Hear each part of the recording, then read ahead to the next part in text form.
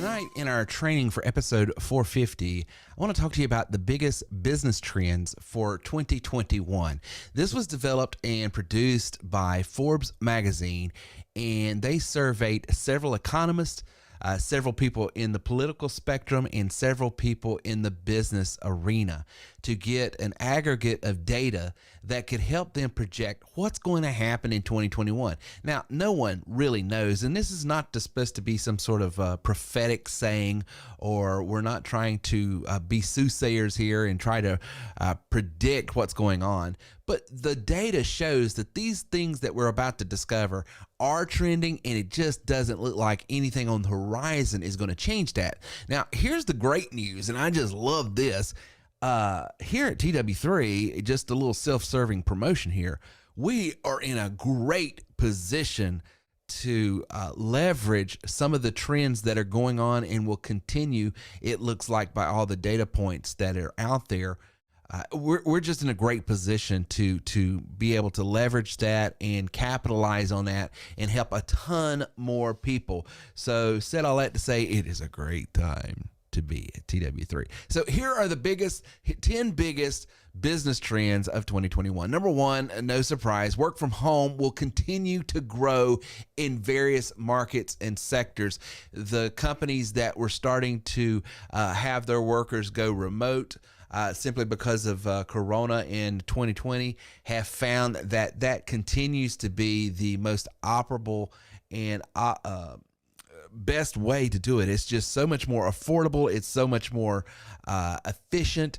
People are getting more done, and the workers are happy. So even in industries like insurance, tele apps and online applications are being developed by carriers so that field producers and insurance agents out there in the field can do a lot of the online business from home and even do the underwriting stuff over a telephone, so they don't have to go out in the field and do the need door-to-door thing as much as they used to. So that's being opened up. Even in the automobile industry, companies like Carvana,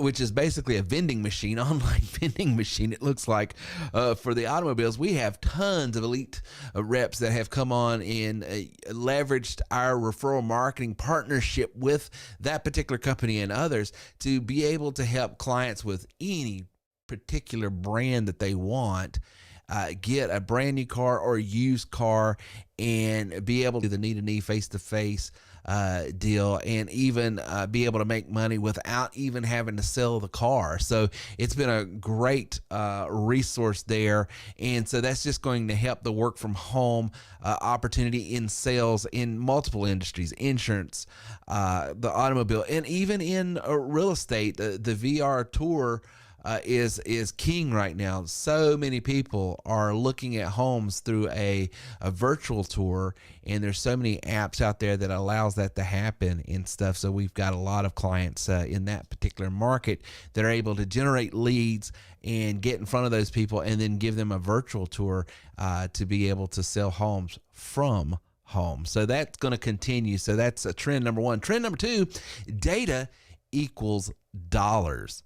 And boy, I tell you what, if there's ever a time that is more true than now, I don't know of it, because think about just what happened in the last couple of weeks with big media, Facebook and these social media platforms that were basically suppressing the ability to communicate. Now, whether you agree with the communication or not, the fact of the matter is they are cracking down on in an ideological spectrum of people. They are just sort of like not allowing communication to take place. And we've got clients in the hunting space and in different areas that are not even selling firearms, that are very hard to get their advertisements out there just because it's deemed as against community standards and stuff. So there's some crazy stuff going on. So if you have data, for instance, a B2B list or a B2C marketing list that you can send emails, text, phone calls to without having to go through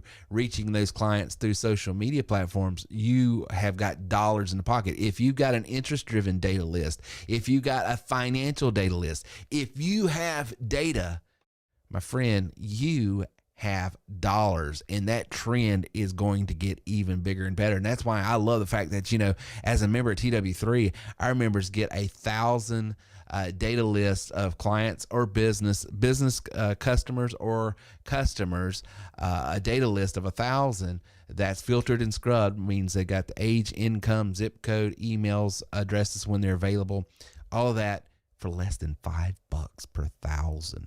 So it's very affordable and very apropos for the times. The value of that has just gone up.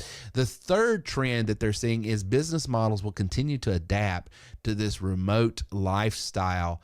And so in the products and things that are being developed. So digital distribution is going to become more and more the norm.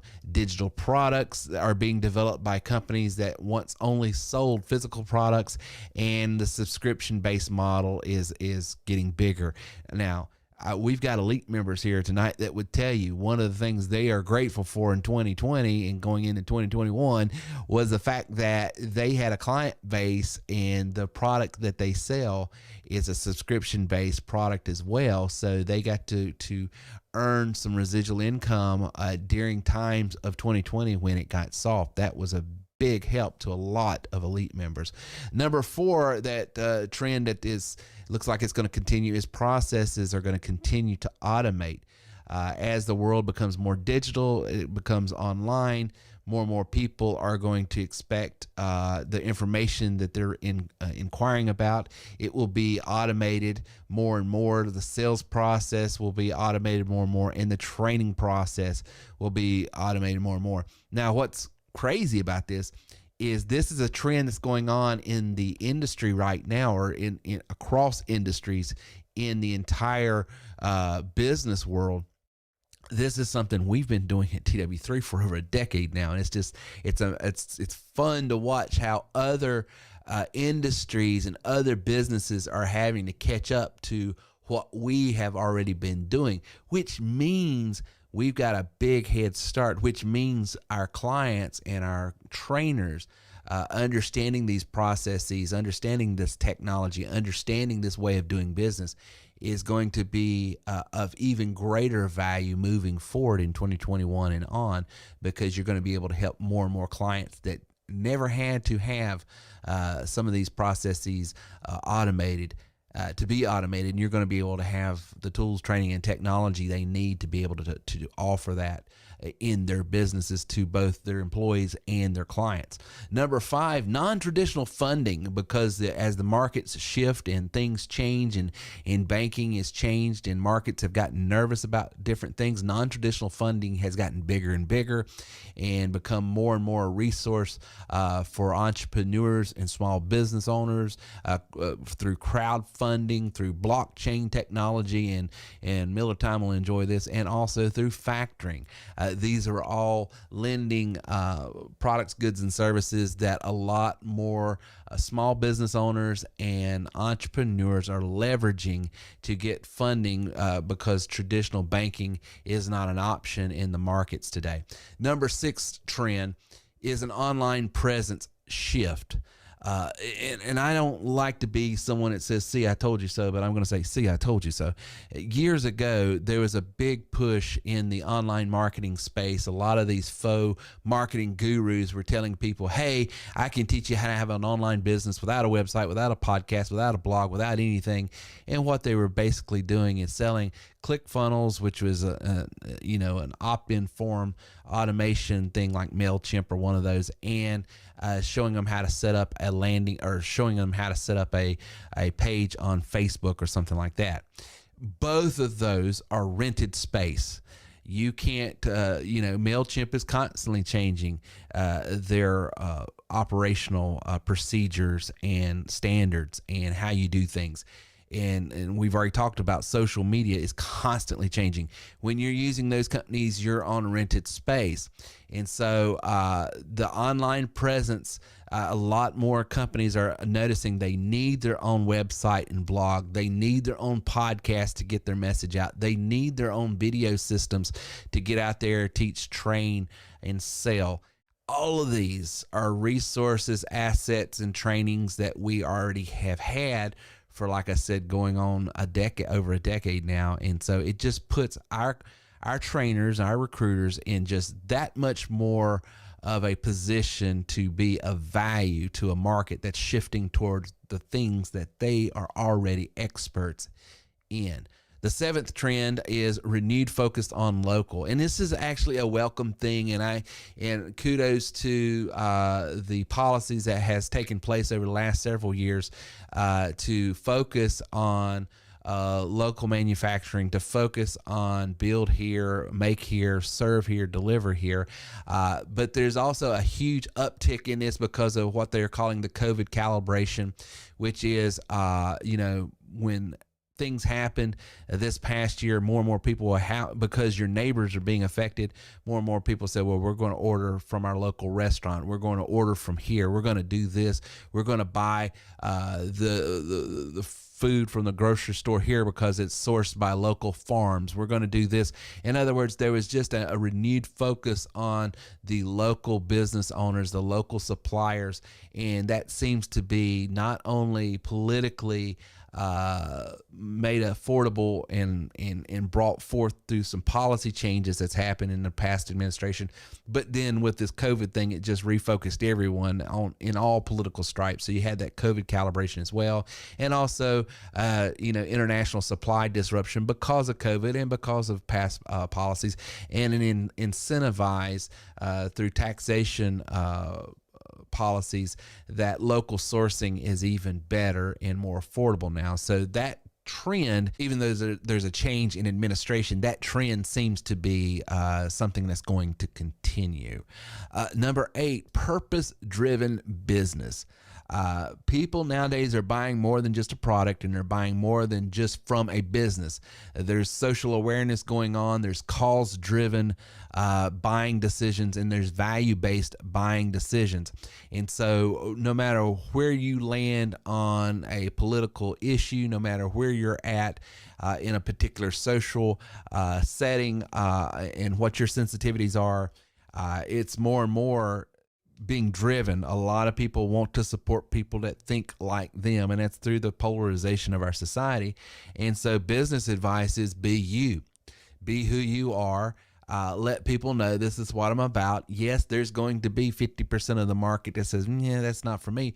But there's going to be another 50% that said, I'm only going to buy because, and that's just where we're at. And that is a trend that's going on. And that's something you need to be aware of when you're positioning yourself in the marketplace, when you're creating content, when you're trying to convey a message. You need to understand the market has those attitudes now, and you'll have to sort of comply or at least mitigate one side or the other on any given issue, whether it be social, cause, or value-based. And so I have always trained and taught on, I try not to be dogmatic about my faith or my politics, but I want to be transparent as well. I don't want to browbeat anyone over anything, because at the end of the day, I'm here to serve people and to give them value and teach them how they can take their money, business, and life to new levels through 4 words that I have. But it's become a life calling to me. You are worth more. And I want to show you where, why, and how to get there. And I don't want any other thing to interrupt that. But at the same time, I want you to know, because the good book says, know those who labor among you. I want to know who you need to know. I want you to know who you're dealing with. And so you can make an educated buying decision on the front end, because I'm not going to change my faith and I'm not going to change my values. And if it's something that's a turnoff, then you need to know on the front end. I don't want to be canceled, and I'll fight anybody that tries to cancel. But at the same time, I don't want to browbeat either. I'm just saying this is who I am. Take it or leave it, and let the chips fall where they may. And so I would just advocate that everybody just be who you are, because the market is looking for people that it agrees with and try to validate that as well. That's just where we're at as a society that we're marketing to. Number 9. Story-focused brands. It sort of relates to 8, but when you wrap a story around your products, goods, and services, your brand, you're going to relate to a certain niche. You're going to resonate with that niche, and you're going to be able to shape your messaging that's going to reach a certain niche. And so I've said this for many podcasts and many times, stories is what moves people. Stories is what triggers the buying decision. Have a story with your product, good, and service.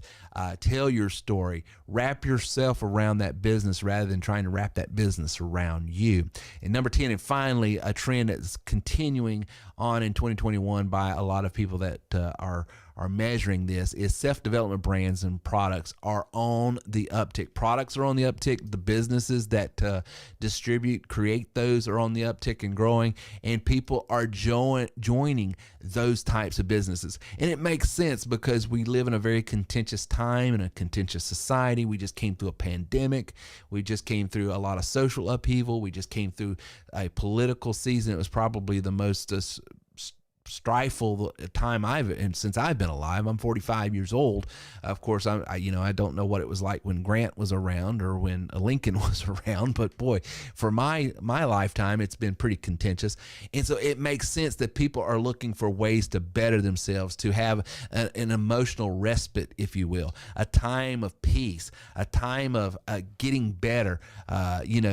People are joining gyms at a rate right now that's unseasonably bigger than it normally is. Even though this is the first of the year and people have resolutions, even beyond that, people are just wanting to get out and feel better. They're wanting to do better. They're wanting to push out of this cocoon of just desperation, aggravation, and frustration that 2020 has put on them. So this is a great time to be promoting entrepreneurialism. This is a great time to be advocating it and selling it. This is a great time to be equipping people because people are in the mood to do more for themselves. Those are the 10 biggest business trends of 2021.